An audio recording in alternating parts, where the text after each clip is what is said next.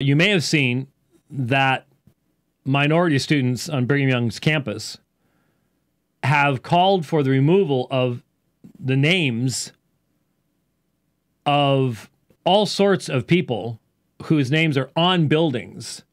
I mean, Brigham Young, the day that the black receives the priesthood is the day the church goes into apostasy. That was his teaching. It's pretty much a direct quote, as I recall, just off the top of my head. But I mean, there isn't any question about this. And it was at least 6 or 7 years ago that the church threw him under the bus for that, which left a lot of us sitting here going, how do you do that? Because you need to understand there is this thing of priesthood authority. And it used to be you would trace your priesthood lineage back. And most of those lines went through Brigham Young. And so if you throw Brigham Young under the bus, this has ramifications. But Brigham Young was just one of a consistent voice. I don't think you could find anybody in church leadership until extremely modern times that said anything whatsoever relevant to equality of rights or race issues or anything like that. I mean, the Mormon teaching was that the blacks were descended from Cain and they were less valiant in the fight against Lucifer in the pre-existence. Less valiant and less intelligent. This was just a given. And the Book of Mormon said that the dark skin of the Native American was a curse of sin, and that when they would Ezra Taft Benson or Spencer W. Kimball? Was it Benson? Okay. They were contemporaries around the same time period. You had people who were prophets within the past 20 years. Spencer W. Kimball, Ezra Taft Benson. And one of them, Rich says it was Benson, specifically made commentary. Yeah, 30 years. Specifically made commentary about going out to an Indian reservation and noticing that the children of the converts to the church were noticeably lighter in skin than their parents. Because the Book of Mormon says you become white and delightsome. But the Book of Mormon has been changed to where it says pure and delightsome now. But it originally said white and delightsome. And the prophets of the church understood that as a physical characteristic. There's a whole book. The Tanners had a whole book. The Church and the Negro, I think it was what it was called. I'll have to dig it out from my massive Utah Lighthouse Ministries pile. And I think there's a whole chapter in Mormonism Shadow Reality on that very subject. You can't deny the documentation. It's just it's that clear. So this student group has come up with a list of names. It's pretty much every building on the campus, which would start with the name of the university, Brigham Young. But there is a whole list of slave owners, and look, up until 1978, every single general authority of the church had sustained the ban on the giving the priesthood to the blacks. So anybody's name up until 1978 would have to be removed from buildings. Now, how on earth is Salt Lake? Because this isn't going to be up to Provo. How on earth is Salt Lake going to walk through this minefield? It was Kimball. Oh. How are they going to get through this? I don't know. But it's also interesting to note that the Salt Lake Tribune just had an article published one day ago. As LDS Church prepares to open up more temples, leaders make more changes to the endowment right. Now, this is interesting because the endowment, they like to say, is sacred, not secret, but it's still secret. It is not supposed to be discussed anywhere outside of the temple and specifically the celestial room of the temple. When you've gone through the endowment ceremony in the temple, you go through these various rooms, and then the last room is the celestial room. It's supposed to represent heaven, and you can freely discuss there amongst yourselves what has taken place in the temple ceremony. But once you leave there, mum's the word. So they have to be very careful about how they discuss this. Now, we know what happens. This isn't just hearsay.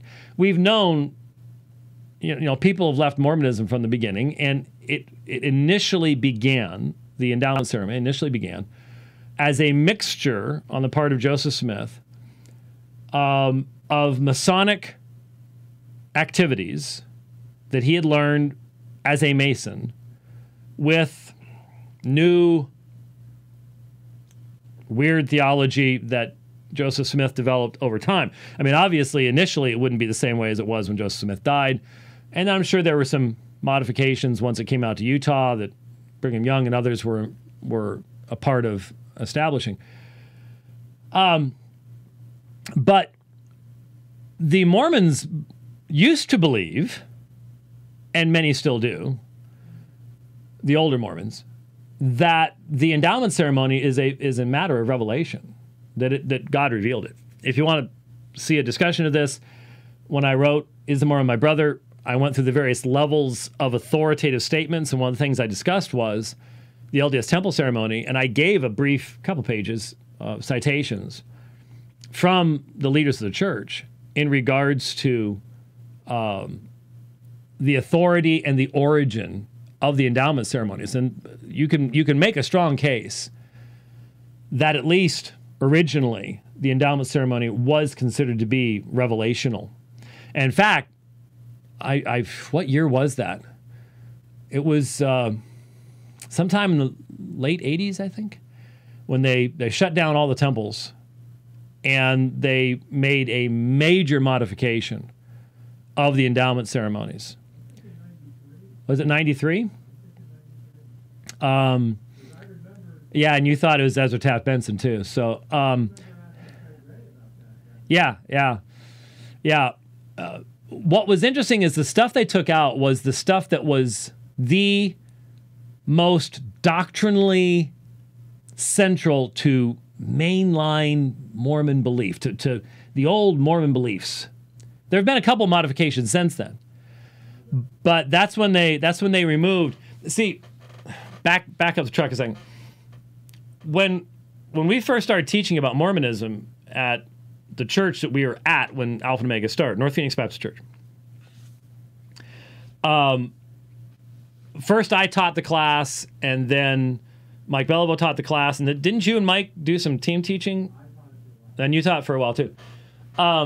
So one of the lessons was on the temple ceremony, and we had former Mormon missionaries attend the class. And I remember it was Kim. His name was Kim. Remember, there was a former Mormon missionary. His name was Kim. He was Guy, but his name was Kim. But I remember when he first attended the class, and I went through some of the things that you had to do. So you would put your arm to the square, and you would draw your hand across your throat like this, while saying, I would suffer to have my throat slit, my tongue cut out, my heart cut out, my bowels cast upon the ground. And these are things they got from Masonry. And then the sure sign of the nail, the various handshakes that you would do, the 5 points of fellowship, where at the final veil, the veil has these, you would put your hands through, and there's the temple worker on the other side. You embrace through the veil, and you're asked questions. You have to give your temple name and sort of the secret password type thing. And there's all this stuff that you do. And the temple garments that the Mormon would wear, which have become smaller and smaller and smaller, used to be these big, difficult things to wear, and they've gotten minimized. But they had sewn on them the 5 points of fellowship, the points where the 5 points of fellowship would take place. Anyway, and I remember that missionary coming up to me after the class. He and that missionary had done these and illustrated for people. And then I had another guy come up to me after that class, and he said, you could have gone through numerous levels of the Masonic temple with what you just did. He says, I'm a 32nd degree Mason, 32nd degree Mason. And those are the same things we do. And it's like, yeah, that's why it was the Masons that killed Joseph Smith in the jail in 1844. And that's why he was giving the Masonic distress signal as he fell out the window being shot, was he was trying to get the Masons to stop shooting him because he had stolen their temple ceremony. And the temple ceremony said, this is how I'll suffer myself to be killed if I reveal these secrets. Well, there you go. You were looking at something. So Wikipedia knows everything. Wikipedia knows everything. And the part about your throat, breasts, body, all being disemboweled. Right, disemboweled. And then but you still made the symbols. You knew what you were doing. Yes. Right. So, but it was much more explicit originally, and it was 3 hours long. Goodness, can you imagine sitting there for 3? So, what you're talking about was in 1990. 90, okay. 90, and that was where the elimination of the blood oaths and the penalties, representing what the member would rather suffer than reveal the sacred signs. So, if folks, if you don't believe us, Wikipedia. Right. Well, so anyway, think about the current situation. In the current situation, you have the 5 points of fellowship through the veil. You cannot do that in a socially distanced fashion. That ain't possible. So, reading from the Salt Lake Tribune, the endowment ceremonies include the making of sacred covenants or promises to God, they said, and resemble other such covenants like prayer, immersion of an individual at baptism, or holding hands during a marriage ceremony. Yeah, it was a lot more than that. Similar, simple, symbolic actions accompanying the making of temple covenants, the top officials wrote. In other words, there are some physical elements to the rituals. The First Presidency urged members and friends not to speculate or engage in public discussion about what these changes might entail.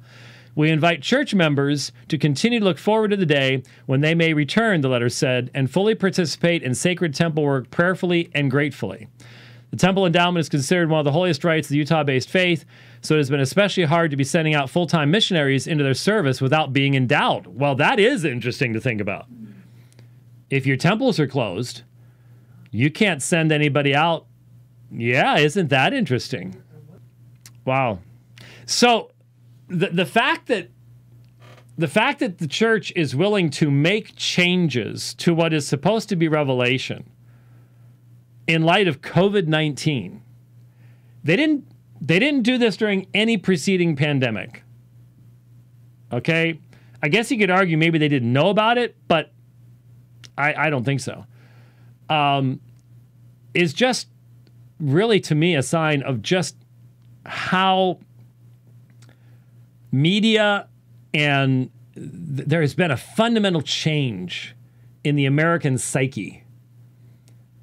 The America that sent Apollo 11 to the moon, long gone. Just long gone. There was a pandemic going on right then, and we still went to the moon. And you just tightened up the belt and kept going. Not anymore. Not anymore. And even so, the Mormons will change their endowment ceremonies. I mean, can you imagine trying to mumble the various temple names through a mask? What's that? I can't understand anybody through a mask. So it's just, I can't, I don't know. But Mormonism is changing.